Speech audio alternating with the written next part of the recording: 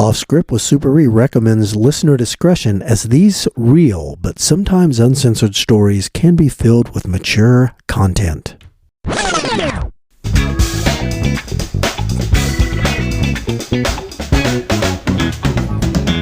Hello everybody, Jay here, back with another adventure with Super E. Actually, that's not the title. I'm sitting here with... It's Off Script. Off Script with Super E. That's what it is. Yeah. I'm just so busy doing, 20 podcasts a day. I can't keep them all straight. You're busy. I'm just kidding. So the star of our show is also with us. Super E, say something. Good morning, how everybody doing on this sunny day? I'll bet everybody's doing great. So before we go into a tale, let's have a little pre-tale here. We've all been doing this a long time. All been coppers for a while, retired. So what I'm thinking I'd like to do is, because this kind of all started with your, when you saw Serpico, right? Correct. Right. So let's kind of go around the room here. What is your pet peeve that they do in movies, how they portray cops or what they do or what they show, what Hollywood does? What's your number one pet peeve that just makes you crazy, Super E? Well, I can't watch the movies anymore, the recent ones, and they make it so unrealistic. Like they're buying millions of dollars of dope and, everybody's shooting everybody up and then just walking away, no paperwork, things like that. There's just, it's so unrealistic. I can't even bear to watch any of them. I haven't seen a good TV show that represents doing undercover work in I don't know how long. Right. What would you say is the last one you saw that was a pretty good representation of it? The last one that I thought was okay, Charlie Sheen and I think it was called Beyond the Law, about 1989. Never heard of it. Never heard of it either.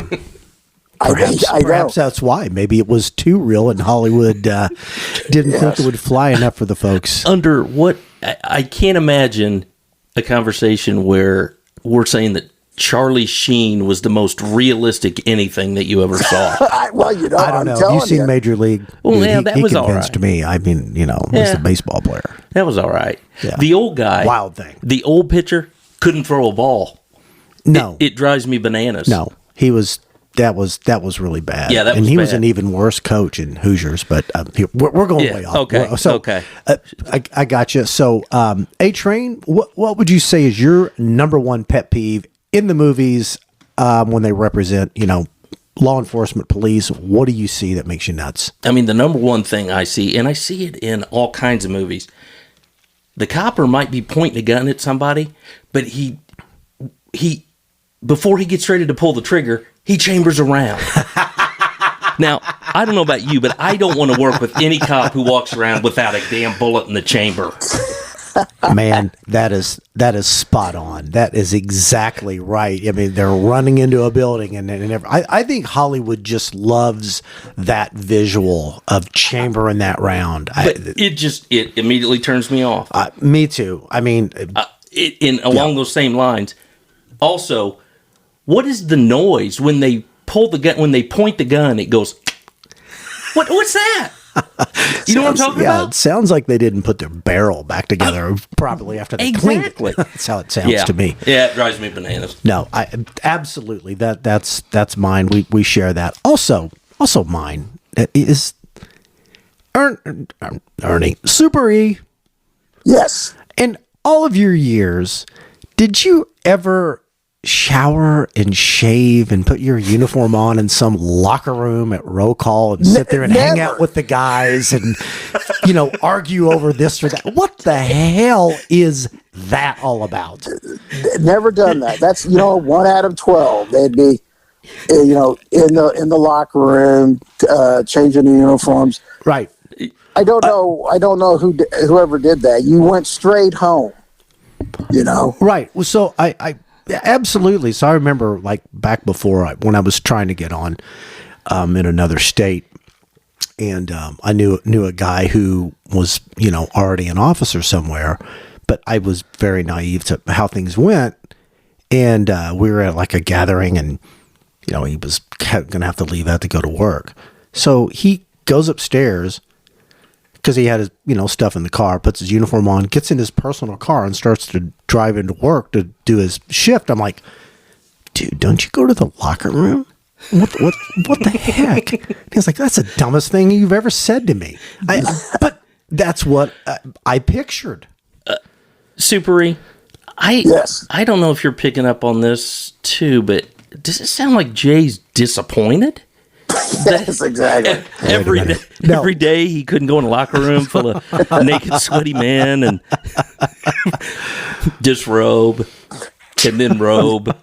The only time I think that we do is when we used to go straight from work to the police academy after work to play. We would play basketball. That'd be like 6 in the morning. That's different. Yeah, That's Yeah, but it's not like at roll call they had a place to change your clothes. That never happened anywhere. I don't remember any of the roll call sites having where you just go in and change into your uniform and all that. right. Another thing that irritates me is when you watch these shows where they go in and they're talking about a suspect or a crime, and there's a dude in a lab coat sitting there, and they're talking to them, and then they pull up some computer that looks like it's in thin air, and they're pointing out, they're pulling up the suspect's pictures. Yeah, the holograph. And the lights, and the room's real dimly lit. Yeah.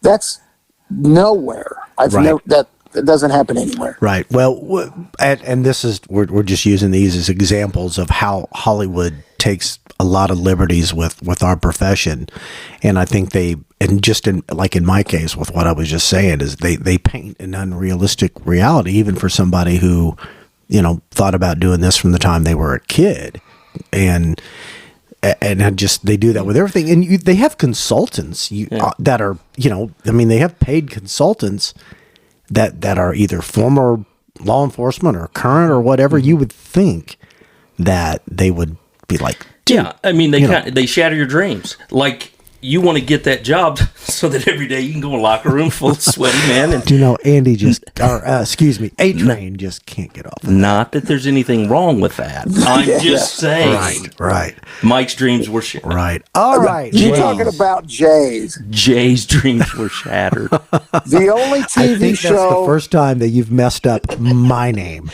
We've messed up yours. We've messed up Supery's. I guess. Yeah. What's that? The only TV show I could watch that I found realistic in the last 20 years, Reno 911. They hit the nail right on the head. Everything about it. I was like, okay, yeah, I can see that happening. Supery, I am right there with you. Jay, he's shaking his head. He can't do Reno 911, and I don't know that we can still be friends. All right.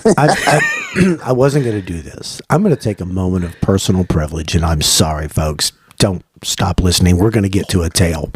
Yeah. A-Train has not looked at me the same since we're in a band together. We were on our way home last week or on our way there. I can't remember which. Oh, God. I said something about liking Neil Diamond, and he has been up my ass ever since that. He can't let it go. So now he's lashing out with all of these other things because I told him I like Neil Diamond. Supery, I need some backup on this. Okay, I like Neil Diamond pre-Song Sung Blue, which was about 1972. God. So you were okay with Love on the Rocks? Oh, ain't no big surprise. That's after 1972. So you did not like the jazz singer? I never even saw it. I quit. I hope my brother doesn't hear this because I'm going to get kicked out of the band. Not only have you lost some listeners, you've also lost a co-host. I'm done. You guys have a good show. I'm out. All right. So sorry for all of that. That being said, and we'll see if A-Train and I can get through this sitting next to each other. Super E, why don't you tell us a tale and save us from this? All right. Well, since we've been talking about Reno 911, this would make an absolute perfect episode for that show. I used to, besides working for our big city police department, I would help out smaller departments with undercover work, because a lot of these departments, they only had 8 people, and they couldn't do everything, and they all had to work in uniform, so they couldn't do really any undercover work in the small towns that they had to work at. So I got a call from this small town up in north, and it was involving meth, and I guess this town had been decimated by meth. So I go up there, and like I said, there's only like maybe 8 guys altogether on this department. And so they said, we got this drug house that we want you to go to and try to make a buyout of. And we've got somebody who's assisting us to make the introduction for you. I'm like, okay, that's going to make things easier. Well, they trot out this woman that she looked like Yao Ming. She's just a little bit shorter. I mean, she was as tall as Yao Ming, but for those of you who don't know, Yao Ming was a very tall NBA player, Asian American NBA player. Yeah. She was a lot taller than me, and she was rough. And they said she's going to take you to her dealer and do an induction, get a buy, see if we can get a search warrant for the place, because it's a major problem in this extremely small community. And I said, all right, I'm down with it. So they give us all the... I'm going to interject real quick, which leads me to a quick question, because you know a lot about all these things, and you mentioned it's a problem in a small community.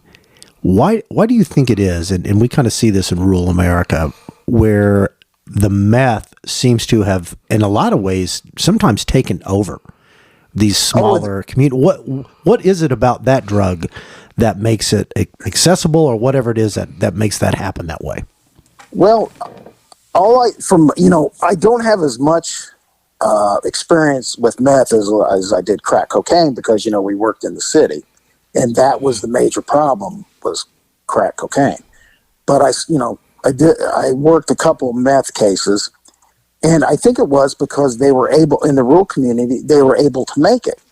And that a lot of the ingredients was out here in the agricultural part, farmland, and what they'd use to plant crops and stuff. So they could make it and sell it themselves. Is it also because they had a lot of engine blocks laying around out of old cars? Because I know they've used engine blocks to cook it up in. They'll use anything to cook it up in. 2-liter bottles was a big thing for a while, but now it travels up here, and nobody makes it anymore. They all get it set from the south. Right. Okay. And so it just, I don't know what it is, but all the jobs have left these small towns. Like, let's say there was a small factory that sustained the town.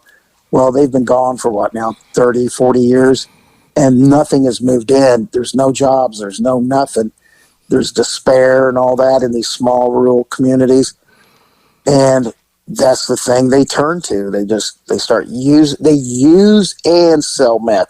See, that's what makes them dangerous, because they sell a very dangerous product that makes them unpredictable, so that they can use this product.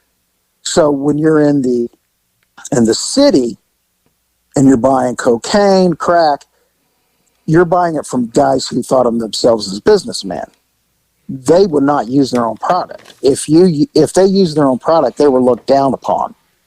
So you could at least, you worried about them, they had guns, you might be worried about them robbing you, but you didn't worry about them acting insane because they were high on drugs. They weren't on their own product.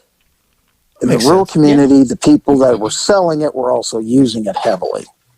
So that's what destroys these small towns. That's how they make money, but they're also using it. Okay, that's a great explanation. So back to the tale. So spin us back up that way. So these officers, they introduced me to this woman. And, I've worked with informants a billion times before. And you kind of get a little read on them. And I just thought, this woman, she seems like she's going to be okay. She might be a little out there. And finally, when all the plans are made, she drives me up into her van. And she looked at me and said this to me. She goes, I just want to say something right up front. I go, what's that? I'm not addicted to meth. I'm addicted to sex. And I'm just throwing that out there. And I was like, well, you could just throw that right out the window. That ain't going to happen. Well, okay. What? So what? You afraid you'd have to stand on an apple crate, or what was it? I mean, if she was that tall. I have no idea. Huh. But I was like, okay, no, let's squelch that. Super right going to post up on her. Yeah. Exactly. So, we drove into this town. It was like a 5-mile drive because we staged at an area that's about 5 miles away from this super small, a small town. And when we drove in, it looked like kind of like Beirut. Everything seemed like it was abandoned. The homes all looked like they were built in the 20s and 30s, and they just weren't taken care of. It was just awful. And they could tell you were an outsider probably before you even got to the town limits. No matter how much of a bum that I look like, I still didn't match how they looked. Right. So you're not a seasoned bum. Yeah, exactly. They could tell he was a big city bum. Yeah, big city. I had that big city haircut with a big city tank top. Yeah. But you know what? Your haircut might be big city, but from what I know, your heart was shaped in a bowl. Yeah, exactly. So when we got there, we pulled up to this house, and there was kind of like Jay said, there were engine blocks, tires in the front yard, broke down cars, that whole thing. So we knock on the door, and nobody's answered. No, and then we're getting ready to leave, and this little kind of chubby, looked like about a 9 or 10-year-old boy comes around the side and goes, "You looking for Mama?" And we're like, "Yeah." Well, she's around the side. She told me to bring you guys around to the other side of the house and go through that door. Okay, can you please describe this kid? Because I got a vision of, and I'll bet it's spot on. Well, he was he was big for his age, but he was also he was heavy set. Check that box. I don't know if it was from all the processed food that he had to eat. Husky was the term, yes. Mm-hmm. He seemed like a nice kid, very friendly. So when I meet his mother, Mama, she's very friendly. She goes, "How y'all doing? Come on in." And then I could hear there's a whole bunch of kids in the house. And she yells at, I can't remember the kid's name. I think she yelled at him. She goes, "Tyler, crack open Mountain Dew, give to the baby, and don't come in here. Mommy's got business to do." And then she just put a blanket over the entryway to the bedroom there. And so the kids couldn't come in, or not supposed to come in. Okay. So the door we entered in went straight into her bedroom. Imaginary line it used to separate smoking from non-smoking in restaurants. Yeah. Right. So we walk in there, and house, of course, meth house. It was cluttered. It was very, very cluttered.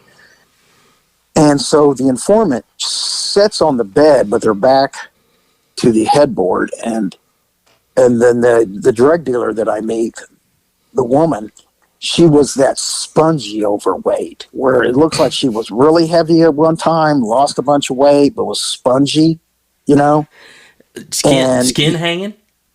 Yeah, well, yeah, just spongy is the only thing. Like, you throw water on her, she would soak it up. So was she wearing tube, halter, or bikini top? I think it was a NASCAR shirt, tight NASCAR shirt. That was fourth choice. Yes, and so she looks at me and she's sizing me up because I'm a new face, never seen me before. She's kind of asking questions about me, but she tells me, she goes, "Sit on the end of the bed here." Well, right then, this female that drove me up here, she flops her giant canoes on my lap and goes, rub my feet for me. I look down at these scaly, oh God. They look like, what was it, Lord of the Rings, how they, the big ugly feet. And I was like, I looked at her like, man, if I could demote you right now, I would. I had murder in my eyes. And I was looking at it, I said, oh my God, you got to do this. You got to do one for the team. So I started rubbing him.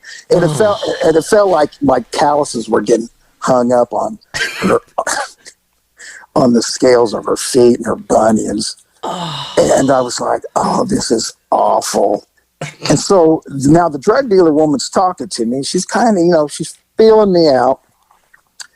And she finally goes, you want to take, she starts cooking up the meth. She starts making some meth. Not making it, I'm sorry. She's getting ready to smoke some meth. She goes, you want to take a blast of this meth? And I was like, man, there's no way I'm taking a hit off that. Yeah. And I came up with something, said, listen, I just had chemo not too long ago. And my doctor, my oncologist would kill me. That would probably shut down my kidneys. I threw that out there and she bought it. That's a good one. She goes, you had cancer? And I said, yeah. She goes, my daddy just passed of cancer about a year ago. I said, I'm very sorry. So I'm kind of looking around the room and I see a whole bunch of like motorcycle gear, helmet, leather jacket, boots and things. I said, so you ride a motorcycle? She goes, no, that was my daddy's. He's riding a motorcycle. And I think she told me, yeah, we used to do meth together. I was like, okay. Of course. Yeah. And she goes, that's my daddy's helmet, my daddy's jacket, my daddy's. And then she was talking about it. And then she pulls out she brings me this bag. And it was a small baggie. I don't know. It's like half the size of a sandwich bag. Okay. And it was full of this like weird, like I thought it was crystals. I said, oh, she's giving me the meth. So she brings this out. She goes, take a look at these. And I'm looking at them and I'm thinking, okay, this is the meth. She wants me to look at it. And I go, wait a minute, this ain't meth. I go, are these? She goes, that's right, my good daddy's toenails. The day he died, before they took him off, I trimmed his toenails and I saved him. I saved him from my dead daddy's toes. And I was like, in my head, I'm screaming, help me, but you got to stay cool. Oh, that's great. Thank you for showing me your dead father's toenail. Oh. I mean, I was freaking out inside, but you have to give the appearance on the outside that you're calm, cool, and collected. And it was very hard because my head was spinning in revulsion. Yeah. Are the feet still in your lap? Yes. I mean, I'm dealing with that. I think part of my palms and my hands were cut up from her bunions and hammer toe. Hey, Super just real quick. God. I think Jay's going to fall out. Jay is an anti-foot guy. So this episode is just a double whammy. The big scaly feet in the lap and then the dead daddy's toenails. It's going to get worse. Oh, it is? All right. Please continue. So I'm keeping my poise. I'm thinking, okay, hang in there. You've had guns and knives pointed at you. You can hang in there with scaly canoe toes and dead toenail clippings. You can do this. God. So then she hands me another bag. And I'm like, oh, okay, here we go. And then it's like this tarry shit. That's real black. Oh, dear. And I'm like, I said, is this heroin? She goes, no, it ain't heroin. That's my dead daddy's earwax. On the day he died, I cleaned out his ears and I saved all his earwax. And I'm like, oh my God, he had a gallon of earwax. I mean, this was, I was squishing this shit. I was like, oh my God. Tell me this isn't true. This is absolutely true. Now I'm turning into Jay. I'm getting a little lightheaded because I'm squishing the earwax between my fingers thinking it was heroin. and there was a giant glob of it. Maybe she took earwax from an elephant. I don't know, but this dude had a lot of earwax. And so I gotta give you this. That was good. That was good. All right. So as I'm still keeping it together, and then she's got like a little ball of white something in her hand. I'm like, oh my God, what is this? What are her plans for me? Tell me it's hardened seminal fluid, I'm out. If it's a what? Hardened seminal fluid, I'm out. No, Okay. no. She looked at me, she goes, and these, it's in her hand, and remember, I'm sitting down, she's standing above me, and she comes at me with them. These are my dead daddy's socks. I took him off his feet the day he died, and I put him in a bag, and she goes like this. She takes them and shoves them under my nose. She goes, sniff them! Oh, my God. And I'm like, God, help me. It's like I had a shotgun pointed in my head. I'm gagging. I go, you got no choice. I inhaled real deep. Thank God I smelled gain. So they had been washed, hopefully, the day she took him off his feet. And when I sniffed him, she goes, you know what? You're the first person to ever sniff the socks. You're okay in my book. She goes, get on up here. Let's get your meth. Let's get your meth. Here you go. And so, we were, laughed and joked and, played my part the best I could. Walked on out of there the whole time thinking, I'm going to kill those guys back there at the staging area. So I get back there. And they're all standing around looking at me. Hey, what happened? I'm like, you motherfuckers. What's wrong? You no good motherfuckers. Well, what's going on? And then I explained it to them. They couldn't stop laughing. They were like, holding their sides. I can't breathe. I go, yeah, it's funny when you're on that end of it. Now, But if this would have been a Hollywood, I survived it. right? And I think they went and made some arrests and did some good investigation with it. And because I really didn't do any follow up on it because it was so far away. And but they told me later that it worked out real well. Well, And I was thinking to myself, the most frightening thing that ever happened to me, even with all the guns and knives, was going up to an extremely small town and having toenails, earwax, and dirty ass socks shoved in my face. Okay. That was terrifying. So, Super E. So, you've been shot in the line of duty, haven't you? Correct. Okay. and we're going to get to that. Yeah, episode. we're going to get to that. You haven't. You weren't lying. You've had cancer, haven't you? Correct. And you beat that. Right. Okay. What was worse, getting shot, having cancer, or dead daddy's toenails in the bag and his sock shoved under your nose? I think. Okay, when getting shot happens so fast. Yeah. But squeezing the earwax between my fingers in the plastic bag seemed to linger on forever. Okay. So with the toenails and the earwax, I wasn't bleeding out. Right. But it was still the unbelievable squishiness of grossness that haunts me to this day. But you had to go along with that stuff because she sold you the meth, right? Because you smelled her daddy's socks and looked at his toenails. Yes. You got to do what you got to do. Yeah. You see, that's what you didn't see in Training Day with Denzel Washington. No, he was being chased by Russian drug dealers with machine guns. No. Because he was crooked and he had been to Vegas. And, Right. So that is the realism with the Reno 911 flare. That could be an episode. Not bad. With the toenails and the earwax. So that conversation that happened when you got back to the staging area, had it been Hollywood, they would have been yucking it up with you in the locker room. In the locker room. In Hollywood only. Yes. Wow. Fantastic. Yeah. Well, you got anything else to add to this real quick before we wrap up this episode, Super E? No, I can't think of anything. That was pretty horrifying at the time, but that was just that's just one of the check marks of the list of horrifying things that undercover officers have to put up with. All right. Well, I'm going to go see if I can find some scope. Good. I think I threw up a little bit with that one. What you got, Adrian? You know, the only Super E. So after all was said and done, I mean, where'd you take that tall informant? Did you guys go to White Castle? No, Arby's? no. No? Well, as soon as we got Get back her to a the stage, pedicure? as soon as we got back to the staging area, I dropped my old Mopar in drive and floored it out of there. Yeah. Have you ever been back?